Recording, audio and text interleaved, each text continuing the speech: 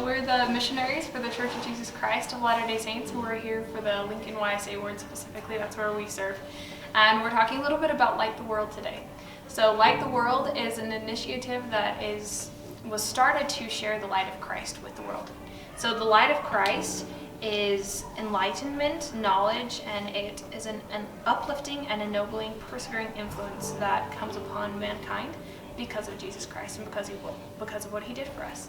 And so Light the World is just a time and a season that we can use to spread that peace and that knowledge that we can get from Christ. What does it mean to me? Well, so this is the first year, I know it sounds sad, but this is the first year I've really heard of it or really been involved. So I guess what it just means to me mainly is just like finding a way to be positive in your day-to-day life and to share not just the gospel, but just joy in general. Light the world is to bring our Savior in our heart, and you are center of everything what we do as the light of the world, and disseminate that message to others so that others know about the Saviors. And that is the basic principles of when we say light the world. I think it means taking more initiative in helping other people. Generally not in big ways, usually small ways, but making a concerted effort to do that regardless of where I am or what's happening. Something that me and my family are doing, I'm super excited about it, is we're doing what's called Christmas jars. And Christmas jars is we take all of our loose change, we put them into, just jars of any kind, and we'll write a Christmas jar on it, and we put all our loose change into it, and then we're gonna go give it to people in need. And we're not gonna. It's like doorbell ditching with a jar, and just go back.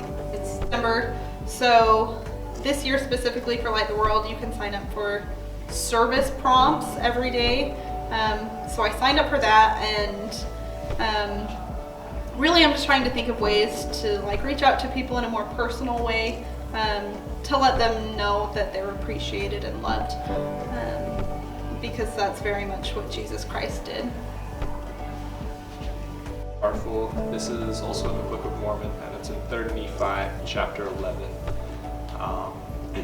And it's when the resurrected Savior comes to visit his people here in the Americas, and he appears to them and tells them, "I am Jesus Christ, whom the prophets testified shall come into the world, and behold, I am the light and the life of the world.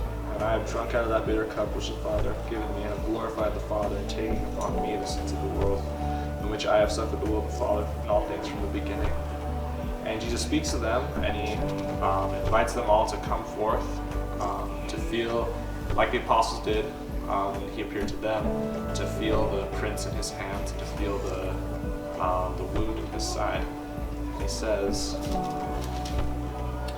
"Arise and come forth unto me, that ye may thrust your hands into my side, and also that ye may feel the prints of the nails in my hands and my feet, that ye may know that I am the God of Israel, and the God of the whole earth, and have been slain for the sins of the world." And it came to pass that the multitude went forth and thrust their hands into his sides, and did feel the prints of the nails in his hands and his feet. And they did go forth one by one, until they had all gone forth, and did see with their eyes, and did feel with their hands, and did know with a surety, and did bear record that it was he of whom the prophets, it was written by the prophets, that should come. So Christ, he invites all these people to come forth and gain a very personal witness of him, one by one.